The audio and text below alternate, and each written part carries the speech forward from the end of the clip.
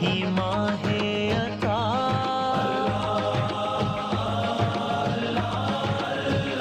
اس مہینے میں مخفی ہے رب کا پتہ، اور وہ اپنے بندوں کے دل میں ملا۔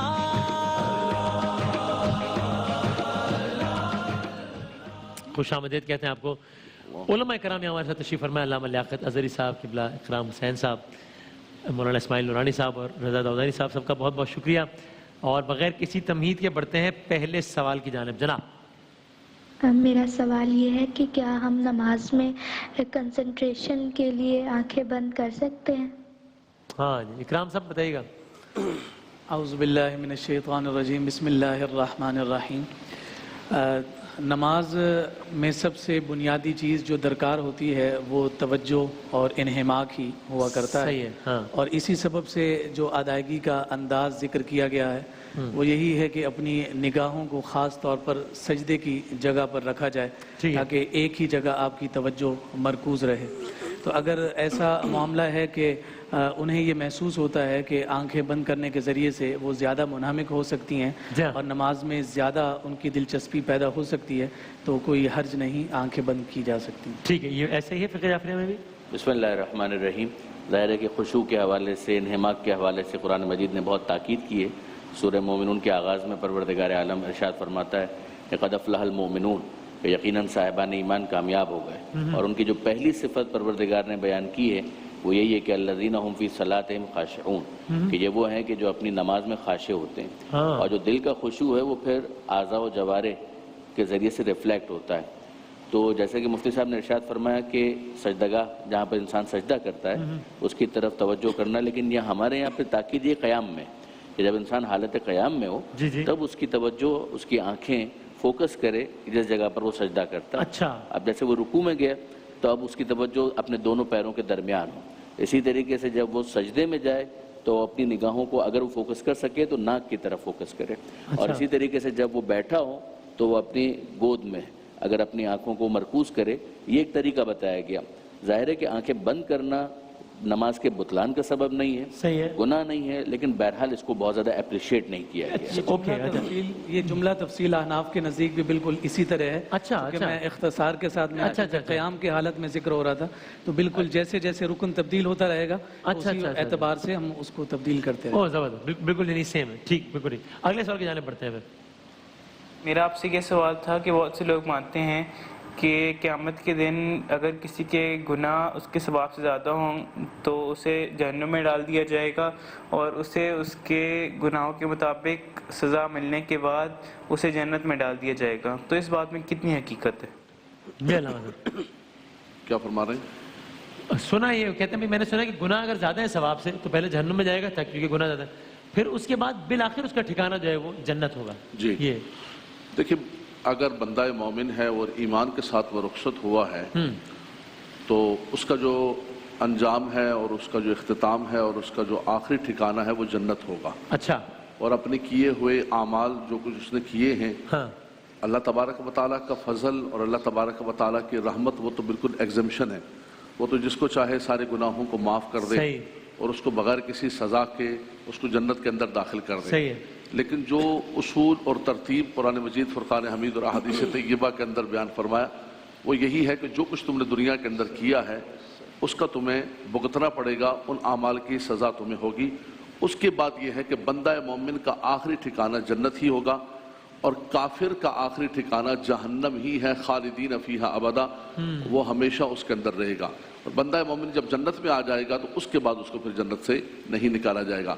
لیکن یہ ہے کہ جو اعمال کیے ہیں اس کی سزا بھگتنی پڑے گی، الا یہ کہ اللہ تبارک و تعالیٰ اپنے کرم اور فضل سے یا کسی ایک عمل کو دیکھ کر، کسی ایک چیز کو دیکھ کر، کئی واقعات ایسے ملتے ہیں کہ رب تبارک و تعالیٰ اس بندے کو جنت کے اندر داخل فرما دے بغیر کسی سزا کے۔ اچھا ٹھیک ہے، تو مفتی اسماعیل صاحب اس میں اعمال کے اعتبار سے اب ایک سینیریو میں پیش کر رہا ہوں، آپ بتائیے گا اعمال کے اعتبار سے اگر یہ بندہ غیر مومن بھی آگے ہے بندہ مومن سے تو بھی اس بندہ مومن کا آخری ٹھکانہ جنت اور غیر مومن کا آخری ٹھکانہ جہنم ہوگا؟ مثلا یہ بندہ مومن ہے یعنی کہ مسلمان ہے، ایمان رکھتا ہے سارے جو ہے، لیکن یہ کہ نہ کبھی زندگی میں نماز نہیں پڑھی، شراب پی، زانی ہے، سب کچھ ہے، دوسری طرف ایک بندہ ہے تو اس کا ہم آخری ٹھکانہ جنت کہیں گے۔ دوسری طرف ایک اور بندہ ہے جو کہ بندہ مومن نہیں ہے، اس کا عقیدہ بالکل ہم سے مختلف ہے، لیکن زنا نہیں کیا، ڈاکہ نہیں ڈالا، چوری نہیں کی، شراب نہیں پی، اس کا پھر بھی آخری ٹھکانہ جہنم میں ہوگا، یہ ایسا ہے؟ جی، اس کی ایک وجہ یہ ہے کہ اس شخص نے کہ جو غیر مومن ہے، اس نے اگرچہ وہ دیگر جو برائیاں ہیں وہ نہیں کی، مگر وہ ایک برائی اس کے ساتھ اتنی بڑی ہے کہ جو ان تمام برائیوں پر بھاری ہے، اور وہ کفر ہے۔ اللہ کے نزدیک تمام گناہوں میں، تمام برائیوں میں سب سے بڑی جو چیز ہے، سنگین ہے، وہ کفر ہے۔ اس کی یعنی چونکہ کسی طور معافی نہیں ہے اس وجہ سے، باقی اس نے جو برائیاں کی ہیں اس کی معافی کا امکان ہے، آخری وقت میں توبہ کے ملنے کا امکان ہے، کسی کی دعا اسے نفع دے سکتی ہے، فضل الہی جیسے علامہ صاحب نے ذکر فرمایا وہ کام آ سکتا ہے، مگر کفر کے بارے میں خود رب نے فرما دیا کہ ان اللہ لا یغفر ان یشرک بہ، کہ وہ نہیں اس کو معاف فرمائے۔ اچھا ایک لفظ آخری کہ ویغفر ما دون ذالک، اور اس سے کم درجہ، یعنی قرآن میں باقاعدہ دونا کا لفظ ہے، جس کا مطلب یہ ہے کہ سب سے بڑا جو گناہ ہے وہ پہلے بیان کر دیا، پھر فرمایا ما دونا، اس سے کم جو ہے، فرمایا وَيَغْفِرُ، معاف کرے گا لِمَن یشاء، جس کے لیے چاہے گا وہ۔ تو اس کا مطلب اس میں اللہ نے خود امکان اور بتایا ہوا ہے، فضل کا اشارہ دیا ہوا ہے، تو یہ ایک بڑا فرق ہے جس کی وجہ سے یہ ساری بات سامنے آتی ہے۔ اچھا لیکن مجھے ایک بات سمجھائیے گا، یعنی یہ بالکل ٹھیک ہے، تھوڑا بہت کبھی قرآن مجید پڑھا ہے تو باقی کافروں کے حوالے سے اور بہت بار بار تکرار آتی ہے کہ عذاب اور ایسا عذاب اور یہ، لیکن میں سمجھنے کے لیے سوال پوچھ رہا ہوں کہ کوئی شخص ہے جو غیر مسلم ہے، وہ بھی اپنے ایمان پر یعنی کہ کفر پر بالکل ویسے ہی اسی یقین کے ساتھ قائم ہے جیسے کہ کوئی مومن اپنے ایمان پر جو کہ حق ہے اس پر قائم ہے، یعنی یہ کہ دونوں نے ایک ہی کام کیا ہے زندگی میں ایگزیکٹلی۔ اس نے دیکھا ہے بندہ مومن نے کہ جی والد محترم جو ہے وہ مسجد جاتے تھے، 5 دن میں 5 دن نماز پڑھتے تھے، اللہ کو مانتے تھے، اس نے ایگزیکٹلی اپنے ابو کو کاپی کر لیا، بس ایگزیکٹلی یہی کام کافر نے بھی کیا۔ تو الٹیمیٹلی کیا یہ نہیں ہوا ہے، میں سمجھنے کے لیے پوچھ رہا ہوں کہ دونوں نے ایک ہی کام کیا کہ ابو جان کو کاپی کر لیا، لیکن دونوں کے ایک کام کی وجہ سے ایک کا ٹھکانہ جنت، ایک کا ٹھکانہ جہنم۔ اس میں اس کا کمال کیا اور اس میں اس کا قصور کیا ہے دوسرے والے کا؟ بہت مناسب سوال ہے آپ کا، لیکن آپ قرآن مجید کو دیکھیے تو پروردگار عالم انسان کی اس انٹیلیکٹ کو اپیل کر رہا ہے، اسے کہہ رہا ہے کہ کیوں وہ غور و فکر نہیں کرتے، کیوں تدبر نہیں کرتے، کیوں سوچتے نہیں ہیں، سمجھتے نہیں ہیں۔ لآیات لأولی الالباب، نشانیاں ہیں صاحبان عقل کے لیے۔ یہ تمام تر چیزیں انسان کے بارے میں فری ول، کہ اس کے پاس ایک محدود اختیار ہے کہ جس کے ساتھ وہ اپنا فیصلہ خود کر سکتا ہے، اس بات کی نشاندہی کرتی ہے۔ اپنا فیصلہ تو اس نے بھی نہیں کیا، مسلمان والوں نے، اس نے بھی ابو کو ہی فالو کیا۔ یہی بات میں آپ سے گزارش کر رہا ہوں کہ اس کا فیصلہ تو خدا نے کرنا ہے نا، یہ تو ہم ججمنٹل نہیں ہو سکتے کہ اس نے اپنا فیصلہ خود کیا ہے یا صرف کاپی کیا ہے۔ میں کے لیے مثال دے رہا ہوں کہ وہ بندہ سمجھ لیجیے جس نے واقعی صرف کاپی پیسٹ مارا ہے، اس کے پاس بہرحال دلیل ہونی چاہیے اپنے ایمان کے لیے، اور اگر نہیں ہے، اگر یہ نہیں ہے اس کے پاس دلیل تو پروردگار عالم اس کا مواخذہ کر سکتا ہے۔ خداوند متعال کا جو معاملہ ہے، میں آپ کے سامنے ایک آیت گزارش کرتا ہوں، یہ سورہ ملک کی آیت ہے جس میں پروردگار عالم ارشاد فرماتا ہے کلما القی فیہا فوج سألہم خزنتہا، جب کبھی جہنم میں کسی گروہ کو ڈالا جائے گا تو جو خازن جہنم ہے، جو جہنم کا گیٹ کیپر ہے، وہ سوال کرے گا الم یاتکم نذیر، یعنی اس کو حیرانی اس بات پر ہو رہی ہے کہ کیا تمہارے پاس کوئی نذیر، کوئی ڈرانے والا نہیں آیا تھا جو تمہیں بیدار کرتا، تنبیہ کرتا۔ وہ ماں باپ بھی ہو سکتے ہیں، وہ استاد بھی ہو سکتا ہے، وہ مربی بھی ہو سکتا ہے، وہ ولی بھی ہو سکتا ہے، سب سے بڑھ کر تو پیغمبر اکرم صلی اللہ علیہ وآلہ وسلم وہ خود ہو سکتے ہیں، امام ہو سکتے ہیں۔ یہ تمام تر افراد مل کر ایک سوسائٹی کے اندر اس امر بالمعروف نہی عن المنکر کے وظیفے کو انجام دیتے ہیں۔ ہم فرض یہ کرتے ہیں کہ ایک ایسا شخص ہے کہ جو بالکل آئسولیشن کے اندر تھا، چانگا مانگا کے اندر کسی ایک ایسی جگہ پر تھا کہ جہاں کوئی نہیں پہنچا، تو اب وہ مظاہر قدرت کو دیکھ رہا ہے اور اس کی اپنی عقل ہے، صحیح ہے، جتنا وہ سمجھ پا رہا ہے اتنی اس کی ذمہ داری ہے۔ اگر اس کے پاس پیغام نہیں پہنچا تو اس کے پاس ایک عذر موجود ہے، اس کا معاملہ خدا کے ذمہ ہے۔ یہ مستضعفین کی ایک پوری کیٹیگری ہے۔ اچھا، لیکن ہم فرض یہ کرتے ہیں کہ ایک شخص جو ہے وہ شہر میں رہتا ہے، صحیح ہے، انٹرنیٹ بھی موجود ہے، ہر ویب سائٹ کے اوپر جانے کا اس کے پاس اختیار موجود ہے، لیکن یہ ہے کہ اگر اس کے پاس غور و فکر کرنے کی صلاحیت مفقود ہو جاتی ہے تو صرف دینی معاملات کے اندر کیا یہ عذر واقعی ایکسیپٹیبل ہے؟ کیا وہ یہ کہہ سکتا ہے کہ نہیں میرے پاس تو کوئی بتانے والا نہیں تھا؟ کیا اس کو ہم جاہل قاصر کہہ سکتے ہیں یا یہ جاہل مقصر ہے؟ پھر دوسری بات اس کے اندر غور کیجئے گا کہ جو آپ اعمال کے حوالے سے سوال کر رہے تھے وسیم صاحب، کہ اگر ایک مسلمان بھی ہے اور وہ اپنی عبادت، اہم ترین عبادت کون سی ہے؟ نماز، اگر وہ ریاکاری کے لیے پڑھ رہا ہے، صرف اور صرف دکھانے کے لیے، قربتاً اللہ نہیں پڑھ رہا، یہ نماز اس کے منہ پر مار دی جائے گی۔ مسلمان ہونے کے باوجود اس کا عمل جو ہے وہ انڈو ہو جاتا ہے، اس کی کوئی اہمیت نہیں رہتی ہے اگر یہ عمل خدا کے لیے نہیں ہے۔ ایک کافر ہے، اس نے خدا کے انکار کے بعد یہ عمل کیا کس کے لیے تھا؟ یہ بنیادی سوال ہے کہ جب مسلمان ہوتے ہوئے اگر وہ صدقہ دکھاوے کے لیے دیتا ہے کہ مجھے سخی کہا جائے گا تو اس کے صدقے کا کوئی ثواب نہیں ہے. اگر وہ نماز پڑھتا ہے دکھاوے کے لیے تو اس کی نماز کا کوئی ثواب نہیں ہے. اب اگر ایک شخص ہے وہ خدا کو مانتا ہی نہیں ہے تو یہاں پر تو موضوع ہی منتفی ہے. نہیں وہ کافر اس وجہ سے یہ کام کر سکتا ہے کہ it is the right thing to do. آسان. تو پھر اس کا مطلب یہ ہے کہ وہ خدا کے لیے تو نہیں کر رہا نا, تو پھر کس چیز کے ثواب کا وہ مستحق قرار پائے گا؟ اگر اچھا کام اگر اجر کی لالچ سے کیا جائے تو ہی اجر ملے گا, ورنہ اگر رضائے پروردگار کیا لالچ غلط اگر سخت ہو گیا تو اس کو اور کوئی حرج نہیں. میں صرف اتنی گزارش کر رہا ہوں کہ آپ نیت کی اس فلسفی کے اوپر غور کریں. اچھا کہ اگر میں کوئی اچھا عمل انجام دے, ایک وہ عمل ہے جو ہے ہی برا, شراب پینا یہ قربتاً اللہ ہو نہیں سکتا, چوری کرنا یہ قربتاً اللہ ہو نہیں سکتا. ایک وہ عمل ہے کہ جو اچھا ہے لیکن اچھا ہونے کے بعد مستحق کے اجر بناتا ہے کہ جب یہ خدا کے لیے ہو. جب یہ خدا کے لیے نہیں ہے تو کام اچھا ہونے کے باوجود کوالیفائی نہیں کرتا کہ وہ اس کی وجہ سے. بالکل. تو اگر آپ نماز کے بارے میں اگر بات کریں, صدقے کے بارے میں کریں, اگر کسی نے کسی کو کوئی روٹی دے دی تو پیٹ تو اس کا بھر جائے گا, لیکن کیا یہ روٹی کا دینا اسے صدقے کے اجر کا مستحق بنائے گا, یہ سوال ہے. اس حوالے سے گزارش یہ ہے کہ اگر ریاکاری ہے تو مسلمان کو بھی اس کا کوئی ثواب نہیں مل رہا. تو اگر ایک غیر مسلم ہے تو ظاہر ہے کہ معاملہ اور دوسرا ہو جائے گا. کہیے گا پھر میں ذرا جی پچھلے سال بھی یقین اس طرح کے موضوع پر آپ نے ایک آدھ دن ہونی چاہیے اس طرح کے موضوع بات. اصل میں ظاہر ہے کہ دنیا میں جو الحاد ہے, دہریت ہے, تو اس حوالے سے ان کے اعتراضات, سوالات اور ایک پوری ڈیبیٹ ہے. اور ظاہر ہے کہ ہمارا سیگمنٹ اتنا نازک ہوتا ہے, اتنا مختصر تھا, اتنی بھاری بھرکم بحث لے کر یہاں بیٹھنا اور پھر کسی زبردست نتیجے پر پہنچ کر اٹھنا ایک مشکل امر ضرور ہے. میں ایک مختصر سی بات. وسیم بھائی کی بہت شکریہ, بہت مہربانی ان کی, یہ دین کے لیے اتنا ماشاءاللہ شفقت فرماتے ہیں, اتنا ٹائم نکالتے, اور بھی بہت ضروری کام ہے دنیا کے اندر. ڈیبیٹ اتنی بڑی شروع کی ہے اور ٹائم اتنا سا ہے.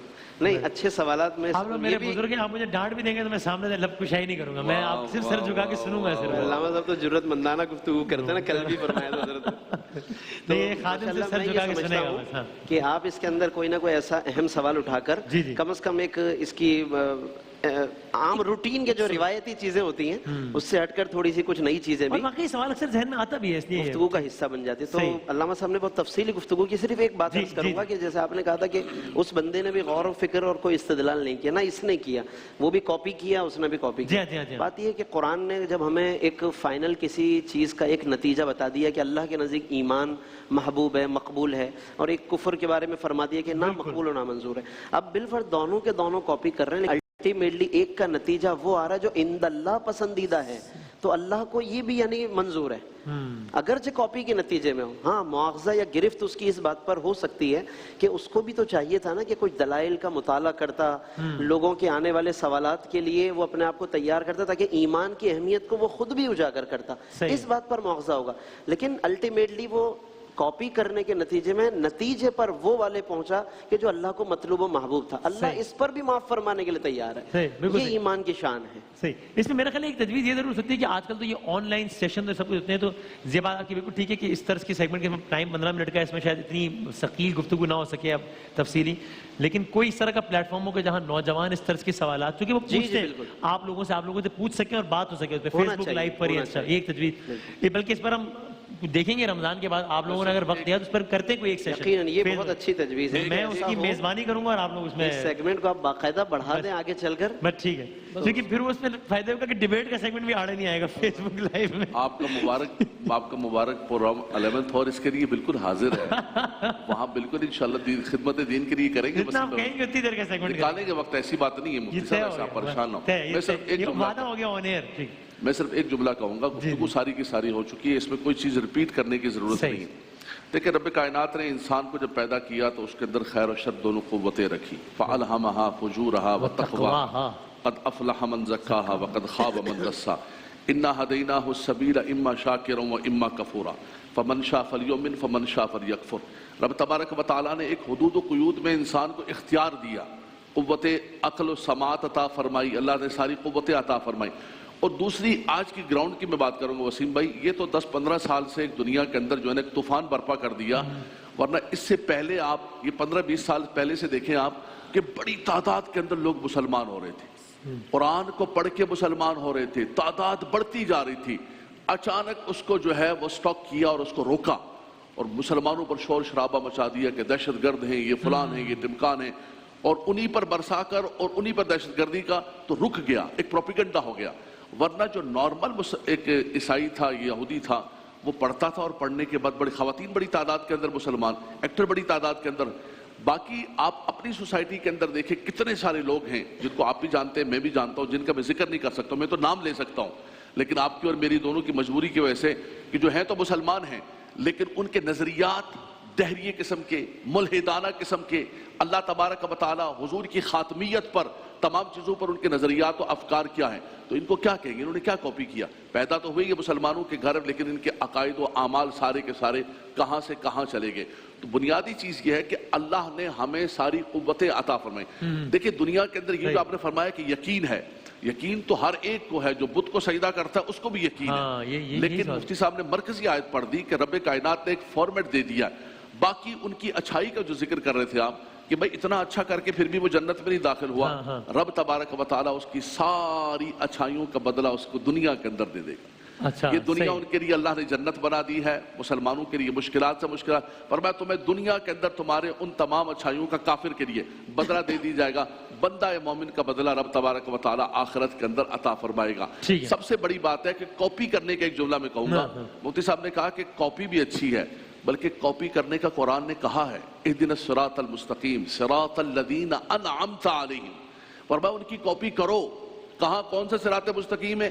ہر ایک ہاتھ میں اٹھا کے قرآن کہہ رہے میں صراط مستقیم, کہا نہیں نہیں نہیں نہیں, اولئک الذین انعم اللہ علیہم. پھر وہ سیگمنٹ ٹائم کا ٹاب نہیں لا سکے, ورنہ پھر سوال یہ بھی ذہن میں آتا ہے نا کہ پھر یہی اگر کاپی کرنا اچھا ہے, جو کہ آپ کہہ رہے ہیں کہ قرآن میں تو ظاہر ہے اس میں کوئی دو رائے نہیں, تو سمجھنے کے لیے پوچھ رہا ہوں, تو پھر یہی کاپی اگر میرا پڑوسی کر رہا ہے جو کہ جس کا باپ ہندو تھا یا کوئی اور مذہب کا تھا, عیسائی تھا, تو اس کے لیے کاپی کرنا برا ہے؟ وہ غلط کاپی کر رہا ہے, وہ یہ والی کاپی کر رہے, اس کو کوئی یہ والی اصل کاپی کی ڈیفینیشن دینا جو ابو کر رہے ہیں وہ کر رہے ہیں. نہیں, کاپی کی ڈیفینیشن میری آپ کی نہیں, کاپی کی ڈیفینیشن بھی رب کائنات نے خود فرمایا. صحیح کس کی کاپی کرنی مستقیم, اب صحیح کی ڈیفینیشن میری الگ ہے, اس کی الگ ہے. نہیں دیکھیں, اس کو اللہ تبارک و تعالی ہدایت عطا فرمائے, وہ اس کی طرف آ جائے.